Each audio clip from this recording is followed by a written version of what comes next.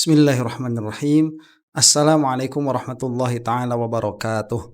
Alhamdulillahirabbil alamin wa sallallahu ala sayyidina Muhammadin wa ala alihi wa sahbihi wasallam. Amma ba'du. Situasi tadi malam sudah mulai kondusif. Alhamdulillah. Masih terjadi beberapa keributan di beberapa tempat, tetapi tidak sekeos malam-malam sebelumnya. Alhamdulillah. Hal ini tidak lepas dari apa yang saya lihat dari respons yang mulai tegas yang dilakukan oleh Presiden dan jajaran pemerintahan, termasuk di dalamnya langkah-langkah politis seperti memanggil partai politik, ya, ketua-ketuanya, kemudian ormas-ormas Islam, dan kemudian perintah tegas untuk menggunakan peluru karet bagi demonstran yang anarkis. Ini bagi saya begitu adalah langkah yang cukup tepat. Saya katakan cukup tepat karena bisa dengan langkah yang lebih baik lagi melihat dari segi bahwa demonstrasi ini sudah di luar apa yang diharapkan oleh masyarakat. Jadi yang kita inginkan itu adalah tekanan publik, bukan anarkisme. Nah, ada berita yang baru saja saya dapatkan sebelum membuat video ini. Salah satu yang menjadi penyebab tenangnya tadi malam itu adalah pembatasan live di TikTok. Jadi live TikTok itu sudah tidak bisa dipakai lagi. Yang menonton ini berarti adalah YouTube Citizen, yang mana alhamdulillah YouTube Citizen itu tidak sependek pikirnya TikTok Citizen, ya, tanpa mengurangi rasa hormat saya kepada citizen TikTok itu. Di sana terdapat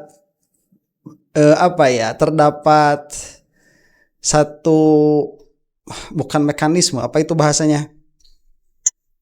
Ekosistem.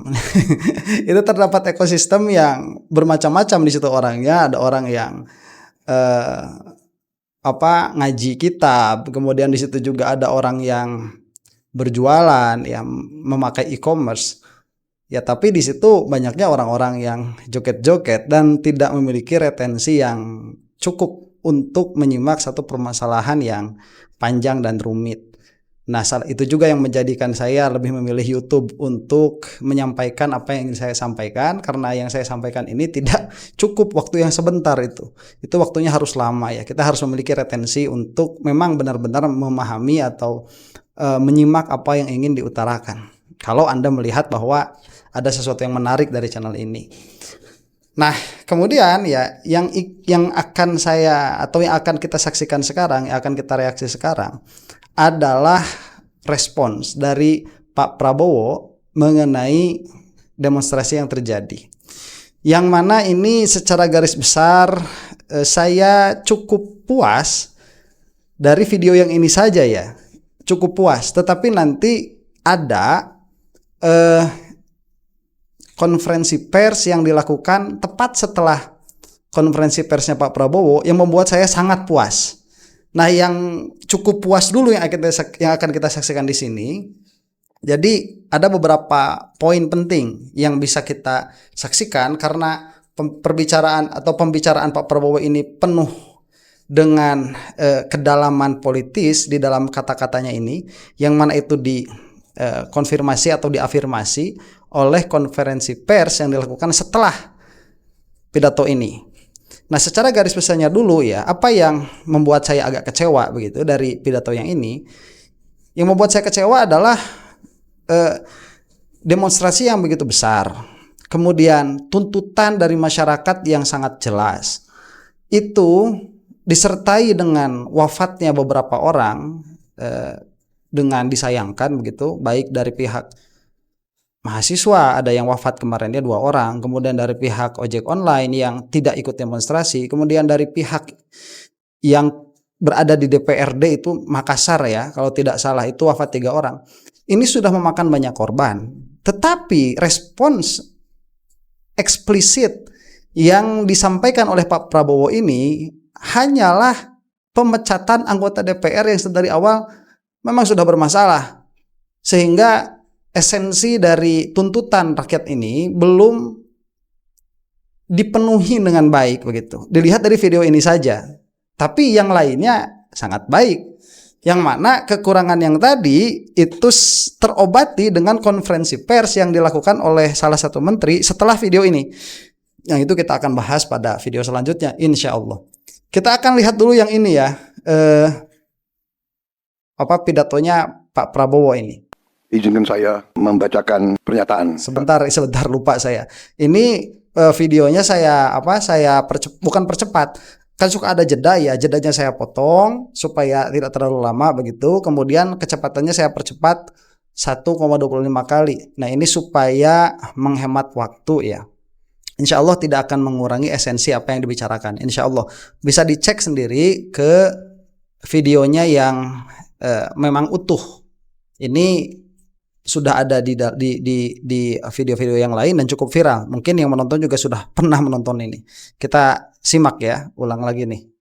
Izinkan saya membacakan pernyataan. Saudara sebangsa dan setanah air, dalam beberapa hari ini saya, Presiden Republik Indonesia, terus memantau perkembangan situasi yang terjadi di Jakarta dan beberapa kota lain di Indonesia. Baik. Negara menghormati dan terbuka terhadap kebebasan penyampaian pendapat dan aspirasi yang murni dari masyarakat. Terhadap petugas yang kemarin melakukan kesalahan. Sebentar, itu salah satu poin yang saya sukai ya dari pemerintahnya Pak Prabowo. Kita ini, terkhusus saya begitu, tidak takut untuk berbicara. Ya, sampai saat ini begitu, tidak takut untuk berbicara, tidak ada intimidasi. Yang ada intimidasi itu dari orang-orangnya si KDM itu yang pernah mencoba untuk bullying saya secara mental. Gambar saya dipakaikan orang yang lagi ditangkap polisi begitu ya, baju oranye. Itu cara-cara receh pendukungnya KDM tuh, karena saya mengkritik KDM. Cuman ala kulli hal, selama pemerintahan Pak Prabowo ini saya merasakan kebebasan berbicara itu ada begitu ya, dan ini sangat diapresiasi dan ini ditegaskan tadi oleh Pak Prabowo. Alhamdulillah. Menghormati dan terbuka. Nah, ini terhadap kebebasan penyampaian pendapat dan aspirasi yang murni dari masyarakat. Terima kasih. Terhadap petugas yang kemarin melakukan kesalahan ataupun pelanggaran, saat ini Kepolisian Negara Republik Indonesia telah melakukan proses pemeriksaan. Ini telah saya minta dilakukan dengan cepat, dengan transparan, dan dapat diikuti secara terbuka oleh publik. Baik. Dalam rangka menyikapi apa yang Nah, itu juga ya, yang kemarin malah ditahan selama 20 hari. Ini saya katakan kemarin, ini malah membuat masyarakat marah. Dan sekarang sudah ada pernyataan tegas dari Pak Prabowo sebagai presiden, ini harus dilaksanakan dengan cepat dan transparan. 20 hari nunggu itu kelamaan begitu. Itu terlalu banyak hal-hal yang bisa tidak diinginkan di situ.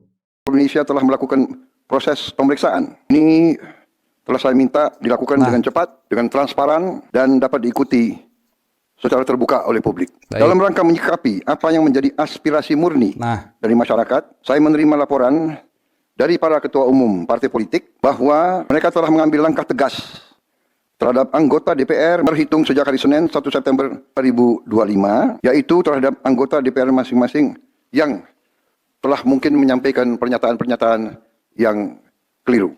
Kemudian para pimpinan. Sebentar, nah itu juga ya yang dilakukan sama si Eko, kemudian si Roni, si siapa lagi tuh si Uya, kemudian Nafa Urbah ya, satu lagi siapa tuh? Ada wakil DPR kalau tidak salah ya, itu dipecat.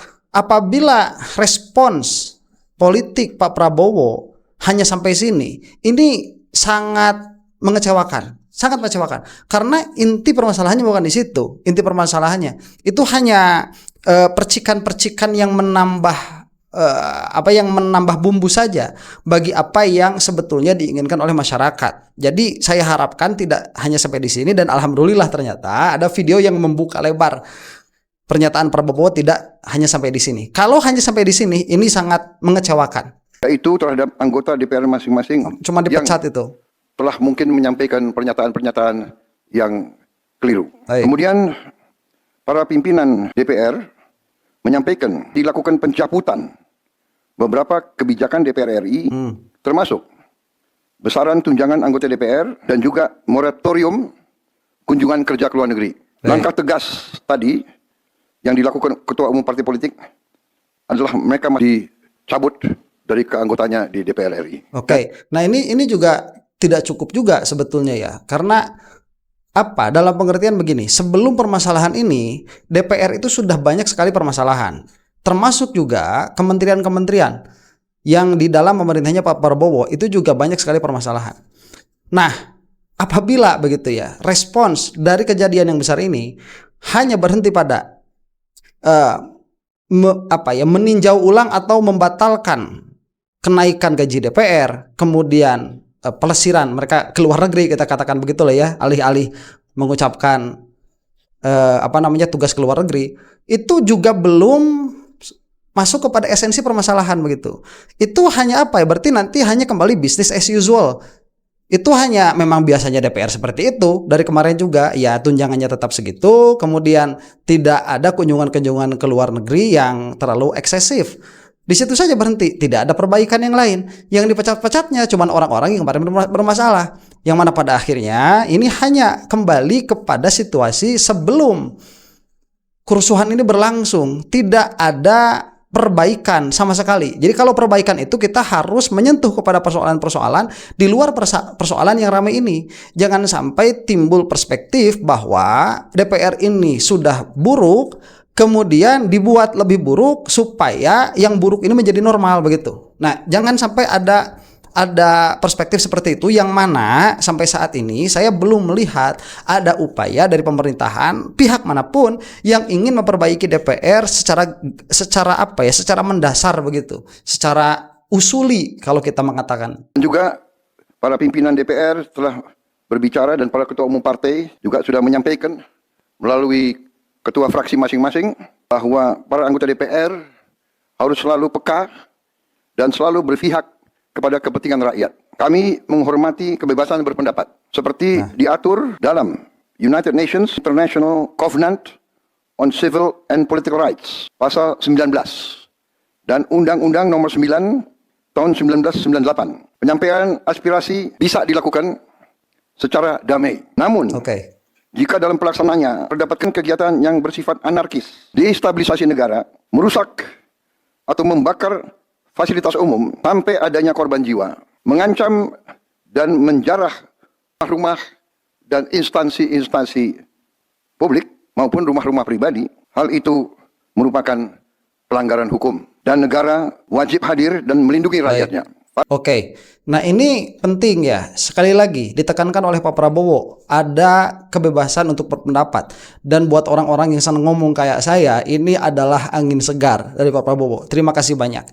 Kemudian tadi ya, apabila sampai melakukan anarkisme itu harus ditindak tegas, dan saya pun setuju itu, karena anarkisme itu dia bermasalahnya adalah pidana, dalam pengertian yang diganggu-gugat di sini adalah negara, bukan pribadi. Dan dalam pengertian juga bahwa negara ini memiliki marwah untuk melindungi dirinya, yang mana ini sangat baik sekali, sangat bagus sekali.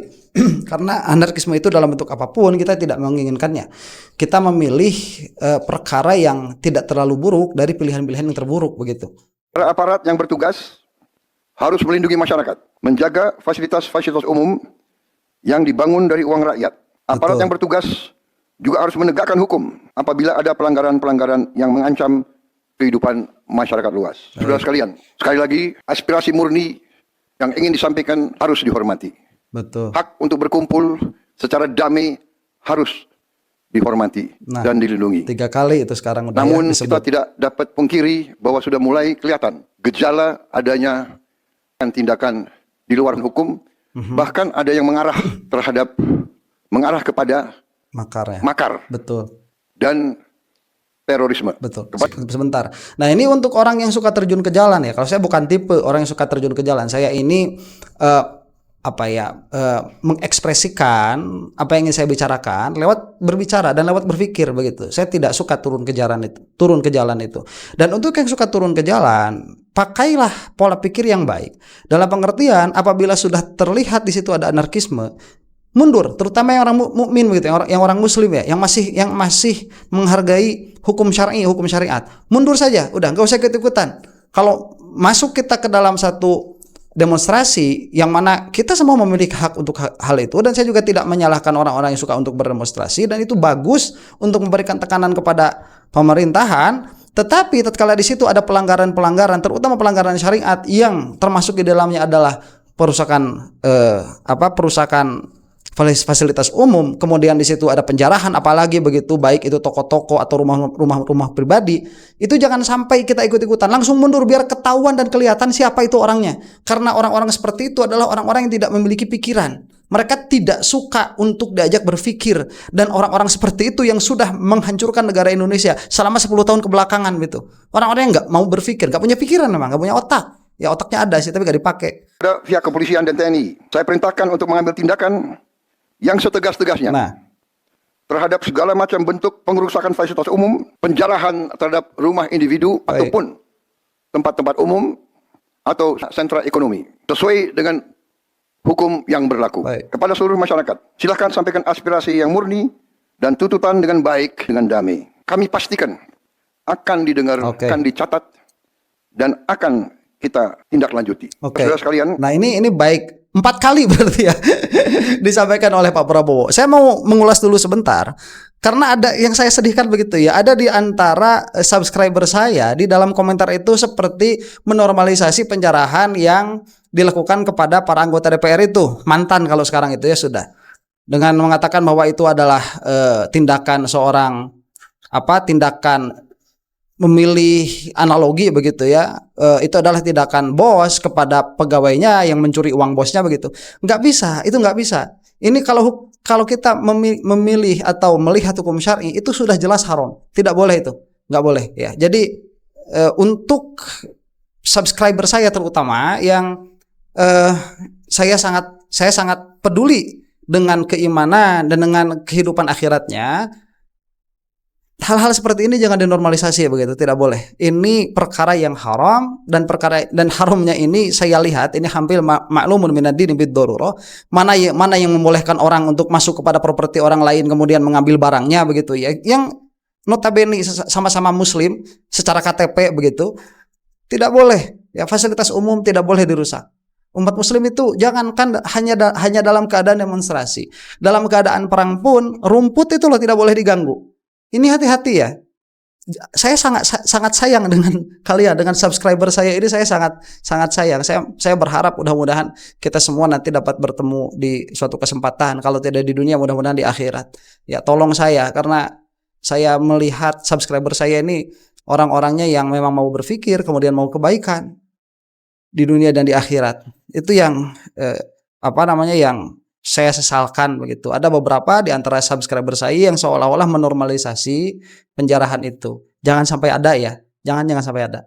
Saya juga akan meminta pimpinan DPR untuk langsung mengundang tokoh masyarakat, tokoh mahasiswa, tokoh dari kelompok-kelompok yang ingin menyampaikan aspirasinya supaya bisa diterima dengan baik dan langsung berdialog. Tadi sudah saya sampaikan, mereka pun sekarang sudah kita sebut saya lagi ya, dan akan kita tindak lanjuti. Ini sangat penting ini. Saya juga akan meminta pimpinan DPR untuk langsung mengundang tokoh masyarakat, tokoh mahasiswa, tokoh dari kelompok-kelompok yang ingin menyampaikan aspirasinya supaya bisa diterima dengan baik dan langsung berdialog.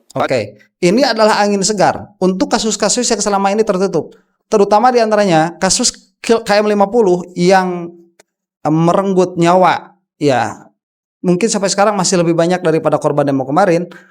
Kemudian untuk kasus ijazah palsunya Pak Jokowi ini, Roy Suryo dan kawan-kawan haram untuk dipenjara, itu tidak boleh ya, tidak boleh dipenjara. Apalagi memenjarakannya itu mantan presiden, aib sekali. Udah dia nggak bisa nunjukin ijazahnya, nggak mau nunjukin ijazahnya, orang yang mempertanyakannya itu mau dipenjara. Lucu, sudah ada korban juga yang dipenjara kemarin, siapa yang udah keluar juga, yaitu Gus Dur sama satu orang lagi tuh, saya lupa namanya. Ini adalah perkara yang memalukan bagi bangsa Indonesia, yang mana ini adalah angin segar kepada Habib Rizik Sihab dan kepada RRT ya, Rismon Roy sama Tifa itu ya, RRT. Ini supaya bisa memiliki pintu yang lebar, yang luas, karena di belakang mereka itu ada orang-orang yang memiliki suara yang sama, di belakang kasus KM50 dan ijazah palsu ini, yang mana kita mah nggak mau anarkis begitu. Tolong orang-orang seperti ini diperhatikan, kita yang tidak mau turun ke jalan untuk berbuat anarkis supaya memang tidak meledak. Karena kalau misalkan orang-orang yang tidak mau berbuat anarkis itu sudah berbuat anarkis, itu sudah putus asa begitu. Dan mudah-mudahan putus asa ini tidak terjadi. Pernah ya beberapa waktu yang lalu itu ada demonstrasi besar-besaran di Turki kalau tidak salah. Itu sampai emak-emak turun. Nah, kalau emak-emak yang biasanya di dapur itu sampai turun ke jalan, kemudian bawa ketapel dan segala macam, itu berarti sudah sampai pada titik terendah. Ya, satu bangsa, satu negara. Alhamdulillah di kita itu tidak seperti itu. Ya, kemarin ada emak-emak beberapa juga yang turun, cuman alhamdulillah masih terkondisikan, karena kalau ras terkuat di bumi ini sudah bertindak itu berarti cabai udah nggak kebeli, gula udah nggak kebeli begitu ya, beras sudah nggak kebeli dan lain sebagainya. Itu bisa sampai sangat menyedihkan. Dan alhamdulillah secara global begitu ya, kita masih dalam keadaan meskipun tidak terlalu baik, harus ada rasa syukur. Indonesia ini harus ada rasa syukur, alhamdulillah begitu. Meskipun tidak terlalu baik, yang mana itu nanti akan ada tugas bagi tetangga begitu ya. Ada tugas juga untuk para pejabat lokal untuk memperhatikan orang-orang yang memang betul-betul kekurangan. Dan ini supaya disampaikan saja. Kalau di lingkungan kita ada orang yang betul kekurangan, sampaikan. Nanti mudah-mudahan ini tertata dengan amat sangat baik, karena HRS juga mengatakan, Habib Rizik mengatakan itu, kalau tata kelola negara kita ini dikelola dengan baik, maka setiap warga negara itu akan bisa mendapatkan gaji itu 20 juta per bulan. Dan 20 juta per bulan itu kita nggak minta sebetulnya, cuman di dalam perkara-perkara yang memang negara itu tidak boleh absen di dalamnya, misalkan seperti menjamin pendidikan orang-orang miskin, kemudian kalau orang sangat miskin sekali sampai nggak punya tempat tinggal atau sampai nggak punya makan, negara itu jangan sampai absen. Itu yang kita minta, nggak muluk-muluk kita itu, nggak minta 20 juta per bulan, tidak. Nah, ini angin segar juga begitu ya dari Pak Prabowo. Alhamdulillah, terima kasih. Semoga Allah Subhanahu wa taala menjaga Bapak dalam keadaan yang baik dan menolong orang-orang yang baik di belakang Bapak Prabowo ini supaya membawa Indonesia itu ke arah yang lebih baik lagi. Dan yang dikatakan tadi adalah pintu bagi orang-orang yang memang memiliki ketidakpuasan atas kinerja pemerintahan, baik yang lalu atau yang sekarang, untuk mengutarakan apa yang ingin diutarakan melalui jalan yang memang demokratis, jalan yang damai, tanpa anarkisme begitu. Tadi sudah saya sampaikan, mereka pun sekarang sudah akan segera melakukan pencabutan terhadap beberapa kebijakan di DPR RI. Tadi saya sudah sampaikan, besaran tunjangan kepada anggota DPR dan moratorium kunjungan kerja luar negeri sudah segera mereka itu tidak cukup Pak kalau dalam hal itu. Tetapi hal-hal lain yang ingin disampaikan juga dipersilakan disampaikan, mengirim delegasi masing-masing ke DPR. Alhamdulillah. Pada pemerintah, saya juga perintahkan kepada semua KL untuk menerima utusan-utusan kelompok-kelompok yang ingin menyampaikan koreksi, menyampaikan kritik, menyampaikan perbaikan terhadap jalannya negara dan pemerintahan. Oke, ini kalau misalkan ada di antara subscriber saya yang ingin, yuk kita kumpul, kita jalan-jalan ke DPR nih, kita coba testing perkataannya Pak Prabowo ini, apa memang betul kita ini akan diterima dengan baik oleh DPR. Tapi jangan dekat-dekat ini ya, kita lihat sebulan 2 bulan ke depan begitu. Kita namakan aliansi apa ya? Kalau saya sih santri nggak tahu nih di Indonesia ini sudah ada yang megang atau belum untuk berdialog dengan pemerintah, maksudnya tanpa koalisi dengan organisasi apapun begitu ya, tanpa koalisi dengan Nahdlatul Ulama, dengan Muhammadiyah, tanpa aliansi dengan apapun. Ini murni saja kebutuhan santri begitu ya. Ya mudah-mudahan nanti ada aspirasi yang bisa kita serap dan ada aspirasi yang bisa kita sampaikan begitu. Mudah-mudahan kita cek nih. Terus kalian, saya minta seluruh warga negara untuk percaya kepada pemerintah. Untuk tenang, pemerintah yang saya pimpin dengan semua partai politik, termasuk partai yang di luar pemerintahan, kami bertekad untuk selalu memperjuangkan kepentingan rakyat dan bangsa. Termasuk rakyat yang paling kecil, rakyat yang paling tertinggal. Mari kita jaga persatuan nasional. Indonesia di ambang kebangkitan. Jangan sampai kita terus diadu domba. Suarakan aspirasi dengan baik dan damai, tanpa merusak, tanpa kekerasan, tanpa penjarahan, tanpa kerusuhan, tanpa perbuatan yang merugikan fasilitas umum. Kalau merusak fasilitas umum, itu artinya merusak dan menghamburkan uang rakyat. Mari kita saling itu dalam perspektif Pak Prabowo sebagai presiden ya. Kalau dalam perspektif saya merusak fasilitas umum itu melakukan perbuatan haram, dan itu adalah Hakul adami, orang-orang yang biasanya memakai fasilitas umum itu akan merasa sangat dirugikan, dan itu adalah hak mereka. Begitu. Lah kita ini gimana sih? Katanya kita ini ingin supaya anggota DPR itu tidak makan uang rakyat. Lah kok kita sendiri yang malah, maksud kita sendiri itu saya atas kira-kira begitu ya. Orang-orang yang ikut merusak begitu. Lah kok malah kita sendiri yang merusak fasilitas itu, yang merugikan negara, yang malah mencederai diri kita dengan hakul adami. Itulah jangan sampai seperti itu ya. Yang masih waras dan yang masih ingin berpikir dan yang masih ingin terjaga keselamatan syariatnya, itu jangan sampai dilaksanakan itu. Itu perbuatan yang buruk. Mengingatkan keluarga kita untuk tidak mengikuti kegiatan yang dapat merugikan kepentingan umum. Saudara sekalian, kita waspada terhadap campur tangan kelompok-kelompok yang tidak ingin Indonesia sejahtera, tidak ingin Indonesia bangkit. Betul. Kita mari bersama-sama perbaiki semua kekurangan pada pemerintahan dan pada negara kita. Baik. Sekali lagi, semangat kita dari nenek moyang kita adalah gotong royong.